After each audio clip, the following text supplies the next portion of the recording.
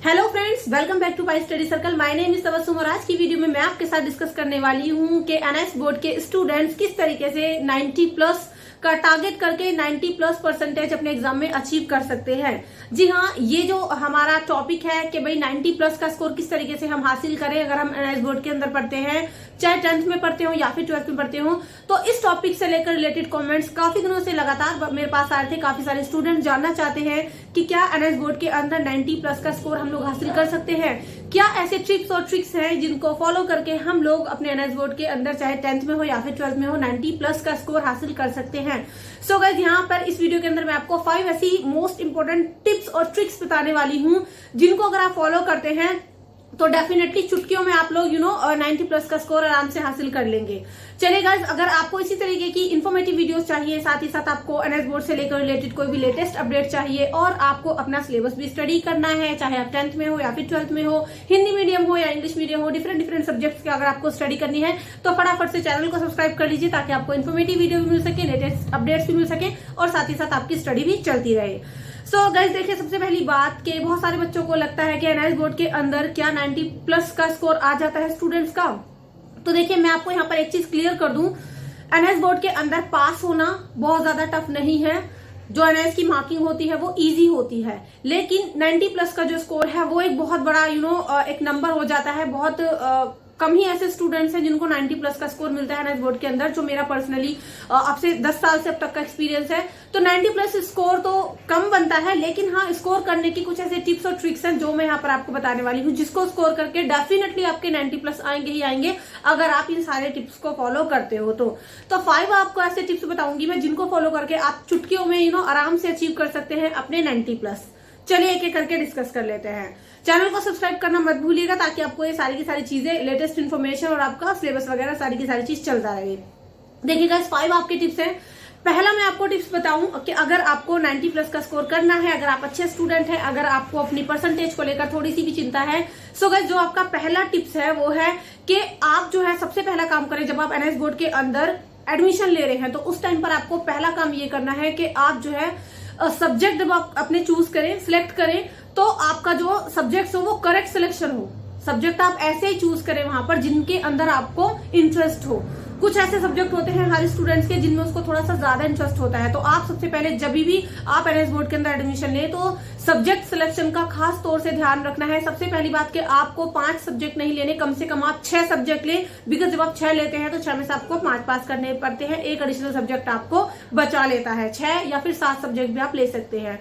So guys, आप जो है सबसे पहला काम ये करेंगे कि correct selection of your subjects. अगर आपका सब्जेक्ट की कलेक्शन अच्छी है तब आपका अच्छा स्कोर करने का और भी ज्यादा चांसेस बढ़ जाते हैं। मान लो कोई बच्चा साइकोलॉजी में ज्यादा इंटरेस्ट है उसको, या मैथ्स में या साइंस में या इंग्लिश में, कोई से भी ऐसे सब्जेक्ट्स हो जिनमें उसको ज्यादा इंटरेस्ट है, तो सबसे पहले गाइस आप अपने इंटरेस्ट वाले सब्जेक्ट सिलेक्ट करिए। अगर किसी बच्चे को एनआईएस बोर्ड के अंदर सब्जेक्ट्स का नहीं पता है कि इजी सब्जेक्ट कौन से होते हैं, किस तरीके से सब्जेक्ट का सिलेक्शन करें, तो उस टॉपिक से रिलेटेड मैंने वीडियो बनाई थी। उस वीडियो का लिंक मैं नीचे डिस्क्रिप्शन बॉक्स में दे दूंगी। डेफिनेटली उस वीडियो से आपको बहुत ज्यादा हेल्प मिलने वाली है अगर आपको एनआईएस बोर्ड के सब्जेक्ट के बारे में कुछ नहीं पता है। तो पहला टिप आपका यही हो गया गाइस कि आप जो है correct selection of your subjects जब कभी भी आप सिलेक्ट करें, चाहे 10th में हो या फिर 12th में हो, तो उनको ध्यान से सिलेक्ट करें कि आपको जो है किस सब्जेक्ट में इंटरेस्ट है, कौन सा सब्जेक्ट पढ़ने से आपको अच्छा लगता है, तो उसी सब्जेक्ट को आप सिलेक्ट करें। 6 सब्जेक्ट लें तो वो ज्यादा बेहतर होगा। ठीक है, तो पहला आपका टिप यही है कि भी आप लोग सब्जेक्ट सिलेक्ट करते टाइम ध्यान दें कि आपको कौन से सब्जेक्ट सिलेक्ट करने हैं। चलिए गाइस, अभी हम लोग दूसरे पॉइंट की तरफ बढ़ लेते हैं। वीडियो थोड़ी सी भी अच्छी लग रही है तो प्लीज मेक श्योर इसको लाइक कर देना। अब है गाइस आपका दूसरा पॉइंट के कलेक्ट योर स्टडी मटेरियल। आपका जो भी स्टडी मटेरियल है, मान लो आपकी बुक्स है, आपकी गाइड्स है, उनका कलेक्शन करके रखें, उन सबको कलेक्ट करके रखें। आपको पता होना चाहिए आपके पास अगर ये सब्जेक्ट है, आपने सब्जेक्ट सेलेक्ट कर लिए, तो आपके पास वो स्टडी मटेरियल भी होना चाहिए कि आपको किस स्टडी मटेरियल से अपनी प्रिपरेशन आगे बढ़ानी है। अब देखिए, स्टडी मटेरियल का अगर मैं बताऊं एनआईएस बोर्ड के अंदर, तो आप जब एडमिशन लेते हैं तो उसके थोड़े दिन बाद आपको जो है बुक्स डिलीवर होती हैं। एनआईएस बोर्ड जो है आपको बाय पोस्ट आपके घर बुक्स वगैरह भेजता है। लेकिन अभी देखिए, कोरोना का जो काल चल रहा है, इसकी वजह से बहुत ही कम स्टूडेंट्स को, ना के बराबर ही बुक्स जो है डिलीवर हो पा रही हैं। और अगर मैं बात करूँ एनआईएस की स्टडी मटेरियल की, तो बुक्स की जो लैंग्वेज होती है ना कुछ सब्जेक्ट की थोड़ी टफ होती है। तो अगर आप चाहो गाइस तो कुछ बच्चे जो है बुक्स की जगह गाइड्स को भी प्रेफर कर सकते हैं। आप जो है गाइड्स भी परचेज कर सकते हैं। जो भी आपने सब्जेक्ट सिलेक्ट कर रखे हैं, आपको पता है ये सब्जेक्ट है, तो आप अपना स्टडी मटेरियल कलेक्ट करके रखिए। आप देखिए कि आपको गाइड से तैयारी करनी है, बुक से तैयारी करनी है, कहाँ से आपको अपनी प्रिपरेशन आगे बढ़ानी है। कुछ बच्चे जो है क्या करते हैं, बुक्स नहीं है उनके पास। सो गाइज अगर आपके पास बुक्स नहीं है, अगर आपको गाइड की नॉलेज नहीं है, तो बुक्स का मैं आपको बता दूं कि आपको पीडीएफ फॉर्मेट में एनएस की सारी बुक्स मिल जाएंगी। अगर किसी बच्चे को नहीं मिलती है तो मैं पीडीएफ का लिंक नीचे डिस्क्रिप्शन बॉक्स में दे दूंगी। आप सारी बुक्स को आराम से डाउनलोड कर सकते हैं, जितनी भी आपकी बुक्स है, 10th की भी और 12th की भी, ठीक है। बाकी अगर गाइज आप मुझसे पूछते हैं कि कौन सी गाइड ज्यादा बेहतर रहती है 10th या फिर 12th के स्टूडेंट्स के लिए, तो आप मुझे कमेंट कर दीजिएगा। मैं गाइड से रिलेटेड वीडियो भी आपके लिए ले आऊंगी कि कौन सी गाइड ज्यादा अच्छी है और किससे आप अच्छे से प्रिपरेशन कर सकते हैं, ठीक है। जितने बच्चे ज्यादा कमेंट करते हैं उतना ही जल्दी मैं उस वीडियो को लेकर के आती हूँ। सो गाइस दूसरा आपका पॉइंट हो गया कि आप अपना स्टडी मटेरियल, चाहे आपकी बुक्स हो चाहे आपकी गाइड्स हो, उनको कलेक्ट करके रखिए, इकट्ठा करके रखिए, ठीक है। दो चीज क्लियर होगी, पहला कि सब्जेक्ट आप करेक्ट सही तरीके से चूज करिए, दूसरा कि आपका जो स्टडी मटेरियल है, मतलब आपकी जो बुक्स है वो आप इकट्ठा करके रखिए। आपको बुक से पढ़ना है, गाइड से पढ़ना है या फिर कहाँ से पढ़ना है। चलिए गाइज आगे बढ़ लेते हैं। अभी हम बढ़ लेते हैं अपने थर्ड पॉइंट की ओर, जो कि है हमारा अटेंड योर वीकली क्लासेस। आपको पता है कि एनआईएस बोर्ड के जो स्टूडेंट्स होते हैं उनको रेगुलर बच्चों की तरह क्लास नहीं मिलती, उनको वीकली क्लासेस मिलती हैं सैटरडे और संडे। कुछ बच्चों को सैटरडे संडे 2 दिन, कुछ को जो है ओनली संडे को। सो गाइस आप जो है जितने भी बच्चे एनआईएस बोर्ड के अंदर एडमिशन ले, वो अपनी जो उनकी वीकली क्लासेस हैं उनको जरूर अटेंड करें, क्योंकि कुछ जो स्टडी सेंटर होते हैं वो ऐसे होते हैं जो अच्छे तरीके से स्टडी प्रोवाइड कराते हैं, बच्चों को अच्छे तरीके से पढ़ाई करवाते हैं, बेशक वो सैटरडे संडे वाली क्लास होती है। वैसे कहीं कहीं से ऐसी मेरे कमेंट सेक्शन के अंदर कुछ बच्चे ऐसे भी कमेंट करते हैं कि काफी जगहों पर प्रॉपर तरीके से क्लासेस नहीं ली जा रही हैं। लेकिन अब देखिए ये जो हमारा तीसरा पॉइंट है कि आप अपनी वीकली क्लासेस को अच्छे से अटेंड करिए, इसकी मैं फिलहाल इस सिचुएशन में आपको सलाह नहीं दे सकती, बिकॉज देखिए आपके स्कूल्स बंद हैं, आपके स्टडी सेंटर बंद है, तो वीकली क्लासेस तो कुछ हो नहीं रहा है। और कोरोना के इस महामारी के टाइम पे, पेंडेमिक के टाइम पर आप घर पर ही रहे तो वो ज्यादा बेहतर होगा। आप जो है अपनी वीकली क्लासेस तो खैर वो तो वहीं रह गई, आप जो है स्टडी करिए, चाहे कहीं आप घर में ही मतलब थोड़ा सा टाइम टेबल बनाइए, अपना टाइम निकालिए कि किस तरीके से आपको पढ़ना है, या फिर आप यूट्यूब के द्वारा भी पढ़ सकते हैं। यूट्यूब पर कोई भी ऐसा चैनल आप सिलेक्ट कर सकते हैं जिससे आप अपनी स्टडी को आगे बढ़ाएं, ठीक है। तो आपने सब्जेक्ट सिलेक्ट कर लिए, उसके बाद आपने अपना स्टडी मटेरियल कलेक्ट कर लिया, आपके पास टॉपिक्स भी हैं। जब आपने अपना स्टडी मटेरियल देखा, बुक्स या गाइड जो भी है, उन टॉपिक्स को पढ़ने के लिए वीकली क्लासेस तो अभी फिलहाल गाइस आप नहीं ले सकते। अभी फिलहाल आप इतना कर सकते हैं कि किसी यूट्यूब से, या फिर अगर आपके घर में ऐसा कोई आपको कर सकता है, मतलब ट्यूटर हो आपके घर में कोई जो आपको पढ़ा सके, हेल्प कर सके, तो उसकी हेल्प से पढ़िए, ठीक है। अगर आप गाइस 10th या 12th में है, आपके पास डिफरेंट सब्जेक्ट्स हैं, तो आप मेरे चैनल के थ्रू भी पढ़ सकते हैं। हमारे चैनल पर देखिए आपको 10th की भी 12th की भी बहुत सारे सब्जेक्ट के हमने सिलेबस कंप्लीट करवा भी दिए हैं। इंपॉर्टेंट क्वेश्चंस के लेक्चर्स, सीरीज, ये सारी चीज हम लोग करवा चुके हैं। तो आप चाहे तो हमारे चैनल की प्लेलिस्ट पर जाइए, हमारे चैनल को चेक करिए, उसके थ्रू भी आप अपनी स्टडी को बहुत ही बेहतरीन तरीके से आगे ले जा सकते हैं। काफी सारे सब्जेक्ट का सिलेबस मैं ऑलरेडी करवा चुकी हूँ, तो आप देख लीजिए, यहाँ से भी आप अपनी पढ़ाई को आगे बढ़ा सकते हैं और अच्छे तरीके से स्टडी कर सकते हैं। सो गाइस तीसरा आपका पॉइंट हो गया कि आप जो है अपनी पढ़ाई करिए, चाहे वीकली क्लासेस तो खैर अभी नहीं, चाहे ऑनलाइन क्लासेस के थ्रू, यूट्यूब के थ्रू, किसी भी तरीके से, या फिर आप किसी से पढ़ भी सकते हैं अपने घर में, या फिर जिससे भी आप पढ़ना चाहें। चलिए गाइस आगे बढ़ लेते हैं। अब आपका जो 4th पॉइंट है गाइस, वो 4th पॉइंट मैं आपको बता दूं कि आपको इस 4th पॉइंट पे गाइस क्या करना है। इसमें आपको जो 10 ईयर के क्वेश्चन पेपर होते हैं एनआईएस बोर्ड के, चाहे 10th के हो या फिर 12th के हो, तो 10 ईयर्स के क्वेश्चन पेपर डाउनलोड करिए। सबसे पहले आपको वो मिल जाएंगे एनआईएस की वेबसाइट पर, तो आप 10 ईयर डाउनलोड करिए। और 10 ईयर में अगर किसी बच्चे के पास इतना टाइम है ना कि वो 10 ईयर्स को मतलब अच्छे से तैयार कर सके, तो उस 10 ईयर के जो क्वेश्चन है उनके आंसर्स को आप इतने अच्छे तरीके से तैयार करिए कि बस रट्टा मार लीजिए उनका।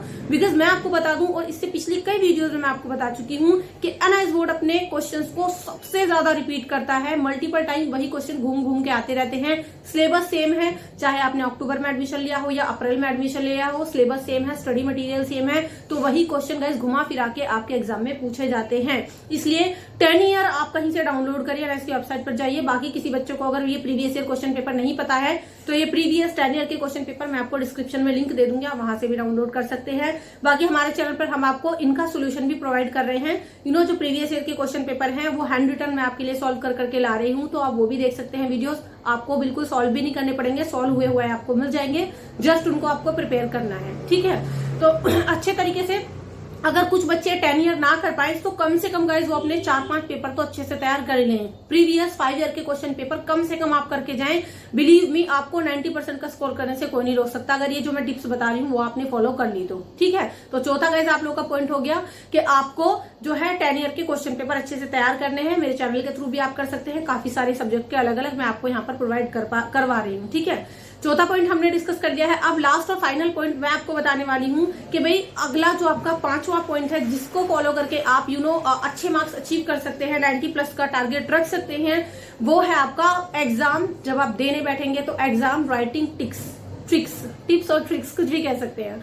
सो जब आप एग्जाम देने बैठेंगे, मान लो आपने अच्छे से प्रिपरेशन कर ली अपने एग्जाम की और आप एग्जाम देने गए, तो उस टाइम पर आपको 3-4 ट्रिक फॉलो करनी है, 3-4 टिप्स मेरे मानने हैं। पहला टिप्स है गाइज कि जब आप कोई भी क्वेश्चन देखो सो सबसे पहले वर्ड लिमिट का ध्यान रखिए। मान लो आपका कोई क्वेश्चन है, उसकी वर्ड लिमिट है 500 वर्ड्स, तो हद से हद 600 वर्ड में उसका आंसर दे। ऐसा नहीं है कि 500 वर्ड लिमिट का आप 1000 वर्ड लिमिट में आंसर दे रहे हैं। तो वर्ड लिमिट का खास ध्यान रखिए, बिकॉज इससे आपका टाइम भी सेव होता है और साथ ही साथ आप ज्यादा खिचड़ी नहीं बनाते अपने आंसर्स के अंदर। तो पहला ट्रिप यही है कि जब आप एग्जाम लिखने बैठे तो आप अपनी वर्ड लिमिट का ध्यान रखें। ठीक है, दूसरा है गाइज आप रखें हेडिंग्स का ध्यान। जब भी आप अपना आंसर लिखने बैठे एग्जाम के अंदर तो आप लॉन्ग क्वेश्चन का खास तौर से ध्यान रखना है, लॉन्ग हो या शॉर्ट हो, कि आप हेडिंग के साथ उसकी डिटेल लिखें। जब आप हेडिंग लिखेंगे, उसके अंदर उसकी डिटेल लिखेंगे, तो उससे आपका जो आंसर है वो और ज्यादा अट्रैक्टिव हो जाता है और एग्जामिनर आपसे और ज्यादा इंप्रेस हो जाता है, आपको अच्छे से नंबर देता है। बिकॉज कभी कभी क्या होता है, एग्जामिनर ना पूरी डिटेल पढ़ता ही नहीं है, जस्ट आपकी हेडिंग पढ़ी कि भाई हेडिंग लिख रखी है इसने, और उनके ऊपर ही आपको मार्क्स मिल जाते हैं। ठीक है, तो दूसरा पॉइंट है गाइज आप लोगों का कि वर्ड लिमिट के बाद आपको अपना हेडिंग्स लिख के तब उसके अंदर की डिटेल लिखनी है। चलिए तीसरा पॉइंट मैं आपको बता दूं। तीसरा पॉइंट है गाइज आप लोगों का कि जब आप कोई भी मेन वर्ड लिखें, मेन कोई भी ऐसी बात लिखे अपने आंसर के अंदर, तो आप उसको अंडरलाइन करते चले। जब आप अंडरलाइन करेंगे ब्लैक पेन से अच्छे तरीके से, तो एग्जामिनर और ज्यादा वो कैची हो जाता है, फिर अच्छे से कैच कर लेता है ना, आपका जो आंसर है वो एग्जामिनर को कैच कर लेता है, एग्जामिनर और सही से देखता है फिर उसको, और आपको अच्छे मार्क्स यहाँ से फिर मिलते हैं। चौथा गाइज आपका जो है तरीका है वो ये है कि जब आप एग्जाम लिखने बैठे तो सबसे पहले गाइज आप इजी क्वेश्चंस को अटेम्प्ट करें। मान लो आपके पास 2 चॉइस हैं, 2 क्वेश्चन में से, तो उनमें से आप जो है जो इजी क्वेश्चन लगे ना उसके आंसर को अटेम्प्ट करें कि हाँ ये इजी है, इसको मैं आराम से लिख लूंगा। ठीक है, तो एग्जाम लिखते टाइम ये 3-4 बातें आपको ध्यान रखनी है। चलिए गाइज मैंने आपको सारी की सारी चीजें बता दी है कि किस तरीके से आप 90+ का स्कोर बना सकते हैं, पूरी स्ट्रैटेजी तैयार कर सकते हैं। 5 पॉइंट्स मैंने आपको बताए हैं, दोबारा से रिमाइंड करा दूं। पहला है कि आपका जो सब्जेक्ट जो कलेक्शन हो, आपका जो सब्जेक्ट सिलेक्शन हो वो बेहतरीन हो, आप उन सब्जेक्ट्स को सिलेक्ट करिए जिनमें आपका इंटरेस्ट हो। ठीक है, दूसरा गाइज आपका कि आप जो है collect all your study material, चाहे आपकी गाइड्स हो चाहे आपकी बुक्स हो, जिस चीज से आप पढ़ रहे हो उसको कलेक्ट करके रखिए, उसका आपको पता होना चाहिए। अगर आप गाइड मेरे से पूछते हो तो मैं उसके लिए एक सेपरेट वीडियो में आपको बता दूंगी, अगर आप मुझे कमेंट करते हैं। तीसरी चीज है गाइस कि आप जो है अपनी वीकली क्लासेस को अटेंड करें। फिलहाल तो ना अटेंड करें, आप यूट्यूब से या फिर ऑनलाइन क्लासेस के थ्रू या फिर किसी के थ्रू आप अपनी पढ़ाई को जारी रखें और अच्छे से पढ़ें। ईच और एवरी टॉपिक को आप ध्यान से लेकर के चलें। नेक्स्ट गाइज आपका 4th पॉइंट है कि 10 ईयर के कम से कम आप प्रीवियस ईयर क्वेश्चन पेपर को आप सॉल्व करें अच्छे तरीके से। अगर 10 ईयर ना कर पाओ, कम से कम 5 और 6 ईयर्स के तो आप कर ही लो।